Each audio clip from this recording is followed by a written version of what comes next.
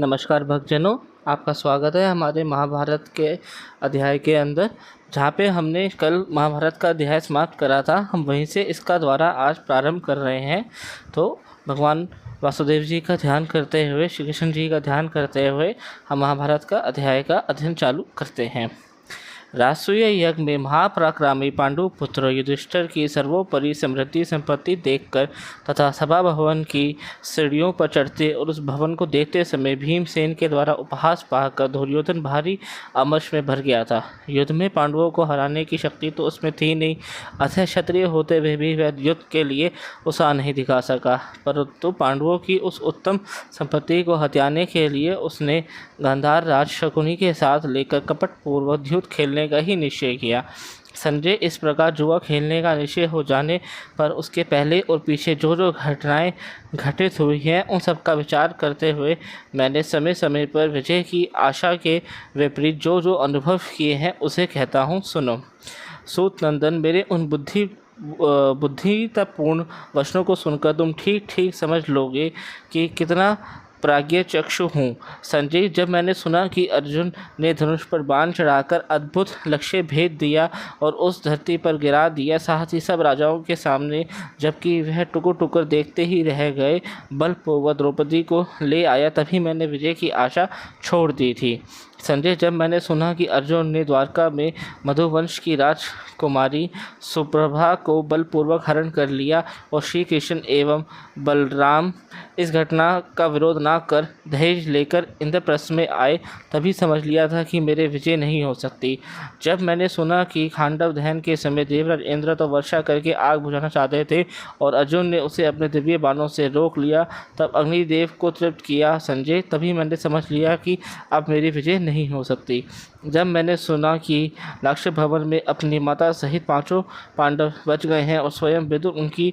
स्वार्था सिद्धि के प्रवर्तन में तत्पर हैं, संजय, तभी मैंने विजय की आशा छोड़ दी थी। जब मैंने सुना कि रंगभूमि में लक्ष्य भेद करके अर्जुन ने द्रौपदी प्राप्त कर ली है और पंचाल वीर तथा पांडव वीर परस्पर संबंध हो गए हैं, संजय, उसी समय मैंने विजय की आशा छोड़ दी थी। जब मैंने सुना कि मगधराज शिरोमणि क्षत्रिय ज्योति ज्वालयमान रत्न जरासंध को भीमसेन ने उसकी राजधानी में जाकर बिना अस्त्र शस्त्र के हाथों से ही चीर दिया, संजय, मेरी जीत की आशा तो तभी टूट गई जब मैंने सुना कि दिग्गज जल के समय पांडवों ने बलपूर्वक बड़े बड़े भूमिपतियों को अपने अधीर कर लिया और महायज्ञ राजसूय संपन्न कर लिया। संजय, तभी मैंने समझ लिया कि मेरी विजय की कोई आशा नहीं है। संजय, जब मैंने सुना कि दुखिता द्रौपदी राजवल्लभ में आंखों से आंसू भरे केवल एक वस्त्र पहने वीर पतियों के रहते हुए भी अनाथ के समान भरी सभा में घसीट कर लाई गई है, तभी मैंने समझ लिया था कि अब मेरी विजय नहीं हो सकती। जब मैंने सुना कि ध्रुव एवं मंदबुद्धि दुशासन ने द्रौपदी के वस्त्र खींच और वहाँ वस्त्रों का इतना ढेर लग गया कि वह उसका पार ना पा सका, संजय, तभी से मुझे विजय की आशा नहीं थी। संजय, जब मैंने सुना कि धर्मराज युधिष्ठिर को जुओं में शकुनी ने हरा दिया, उनका राज्य छीन लिया, फिर भी उनके अतुल बलशाली धीर गंभीर भाइयों ने युधिष्ठिर का अनुगमन ही किया, तभी मैंने विजय की आशा छोड़ दी थी।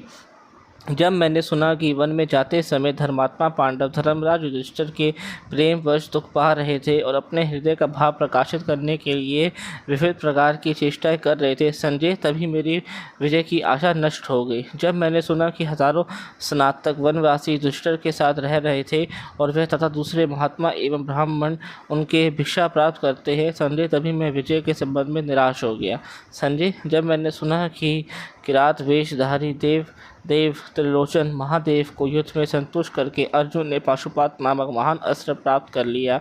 है, तभी मेरी आशा निराशा में परिणित हो गई। जब मैंने सुना कि वनवास में भी कुंती पुत्रों के पास पुरातन महर्षि गण पधारे और उनसे मिलते हैं, उनके साथ उठते बैठते और निवास करते हैं तथा सेवक संबंधियों सहित पांडवों के प्रति उनका मैत्री भाव हो गया है, संजय, तभी से मुझे अपने पक्ष की विजय का विश्वास नहीं रह गया था। जब मैंने सुना कि सत्यसंधन धनंजय अर्जुन ने स्वर्ग गए हुए हैं और वहाँ साक्षात इंद्र से दिव्य अस्त्र शस्त्र की विधि पूर्वक शिक्षा प्राप्त कर रहे हैं और वहाँ उनके पुरुष एवं ब्रह्मचर्य आदि की प्रशंसा हो रही है संजय, तभी से मेरी युद्ध में विजय की आशा जाती रही। जब मैंने सुना कि वरदान के प्रभाव से घमंड के नशे में चूर काल के तथा पोलो नाम के असुरों को, जिन्हें बड़े बड़े देवता भी नहीं जीत सकते थे, अर्जुन ने बात ही बात में पराजित कर दिया, तभी से संजय मैंने विजय की आशा कभी नहीं की। मैंने जब सुना कि शत्रु का संहार करने वाले किरीटी अर्जुन असुरों का वध करने के लिए गए थे और इंद्रलोक से अपना काम पूरा करके लौट आए हैं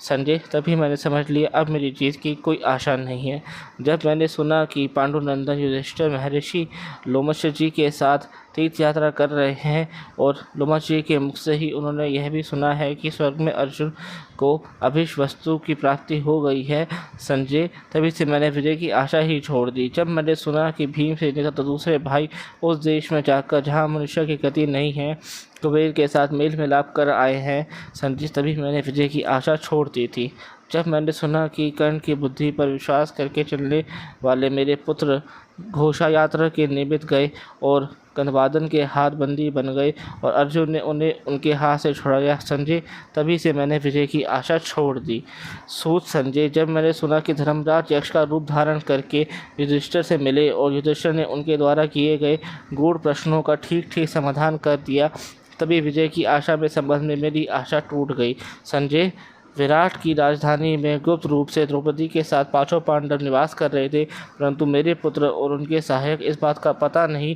लगा सके। जब मैंने ये बात सुनी मुझे ये निश्चय हो गया कि मेरे विजय संभव नहीं है संजय। जब मैंने सुना कि भीमसेन ने द्रौपदी के प्रति किए हुए अपराध का बदला लेने के लिए कीचक को के सर्वश्रेष्ठ वीर को उसके 100 भाइयों सहित युद्ध में मार डाला था, तभी से मुझे विजय की बिल्कुल आशा नहीं रह गई थी संजय। जब मैंने सुना कि विराट की राजधानी में रहते समय महात्मा धनंजय ने एकमात्र रथ की सहायता से हमारे सभी शेष महारथियों को मार भगाया, तभी से मुझे विजय की आशा नहीं रही। जिस दिन मैंने यह बात सुनी कि मत्स्य राज विराट ने अपनी प्रिय एवं सम्मानित पुत्री उत्तरा को अर्जुन के हाथ अर्पित कर दिया, परंतु अर्जुन ने अपने लिए नहीं अपने पुत्र के लिए उसे स्वीकार किया संजय, उसी दिन से मैं विजय की आशा नहीं करता था संजय। युधिष्ठिर जुए में पराजित है, निर्धन हैं, घर से निकाले हुए हैं और अपने सगे संबंधियों से बिछड़े हुए हैं, फिर भी जब मैंने सुना कि उनके पास 7 अक्षौहिणी सेना एकत्र हो चुकी है, तभी विजय के लिए मेरे मन में आशा थी, उस पर पानी फिर गया। यह संपूर्ण पृथ्वी जिनके एक डग में ही आ गई बताई जाती है, वह लक्ष्मीपति भगवान श्री कृष्ण पूरे हृदय से पांडवों की कार्य सिद्धि के लिए तत्पर है। जब यह बात मैंने सुनी संजय, तभी से मुझे विजय की आशा नहीं रही। जब देवर्षि नारद के मुख से मैंने यह बात सुनी कि श्री कृष्ण और अर्जुन साक्षात नर और नारायण है और इन्हें मैंने ब्रह्मलोक में भली भांति देखा है, तभी से मैंने विजय की आशा छोड़ दी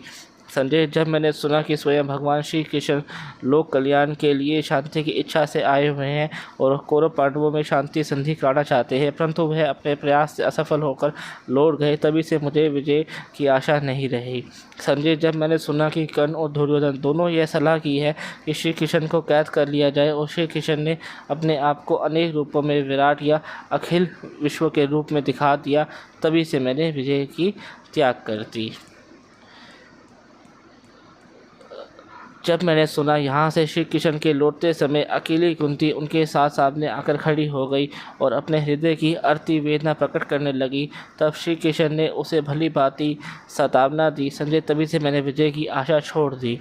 संजय। जब मैंने सुना कि श्री कृष्ण पांडवों के मंत्री हैं और शांतनुनंदन भीष्म तथा भरद्वाज द्रोणाचार्य उन्हें आशीर्वाद दे रहे हैं, तब मुझे विजय प्राप्ति की किंचित भी आशा नहीं थी। जब कर्ण ने भीम से यह बात कही थी, जब तक तुम युद्ध करते रहोगे तब तक मैं पांडवों से नहीं लड़ूंगा, इतना ही नहीं वह सेना को छोड़कर हट गए संजय, तभी से मेरे मन में विजय के लिए कुछ भी आशा नहीं रह गई संजय। जब मैंने सुना कि भगवान श्री कृष्ण वीरवर अर्जुन और अतुल्य शक्तिशाली धनुष, ये तीनों भयंकर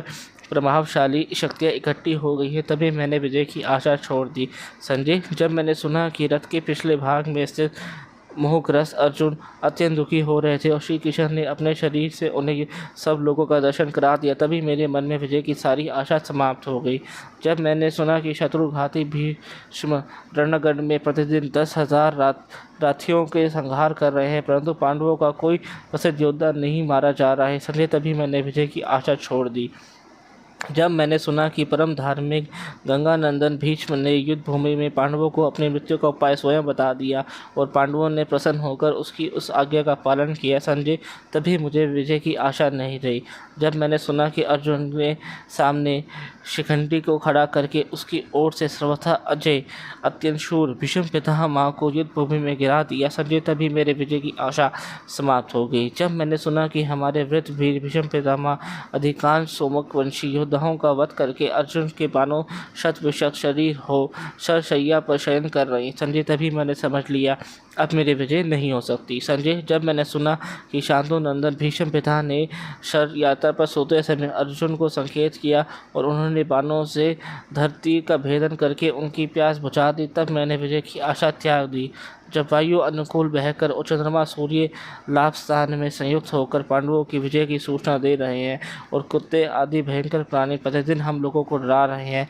संजय, तब मैंने विजय के संबंध में अपनी आशा छोड़ दी। संजय, हमारे आचार्य द्रोण बेचारे योद्धा थे और उन्होंने रंगागढ़ में अपने अस्त्र शस्त्रों को अनेक विधि कौशल दिखलाए, परंतु जब मैंने सुना कि वीर शिरोमणि पांडवों से किसी एक का भी वध नहीं कर रहे हैं, तब मैंने विजय की आशा त्याग दी। आज हम यहाँ महाभारत का पाठ का अभी हम यहीं पे समाप्त करते हैं। इसके आगे का पाठ हम कल से आरंभ करेंगे। आशा है कि आपको आज के पाठ से आपको अच्छा लगा हो, आपको कुछ नया सीखने को मिला हो। अगर आपके कोई मित्र हैं जिनसे आप ये शेयर करना चाहते हैं तो आप उनसे शेयर करें, धर्म का प्रसार करें। अगर आपको हमारी ये वीडियोस अच्छी लग रही हो तो आप लाइक दबा के कॉमेंट में जय श्री कृष्णा लिखकर आप हमें बता सकते हैं और हमें उत्साह मिलेगा, हम आगे भी नई नई वीडियोस इसके बारे में लाते रहे। हमारे चैनल पर आपको रामायण और भी तरह के मंत्र, शाबर मंत्र, बहुत तरह की नई नई चीज़ें आपको देखने को मिल रही हैं,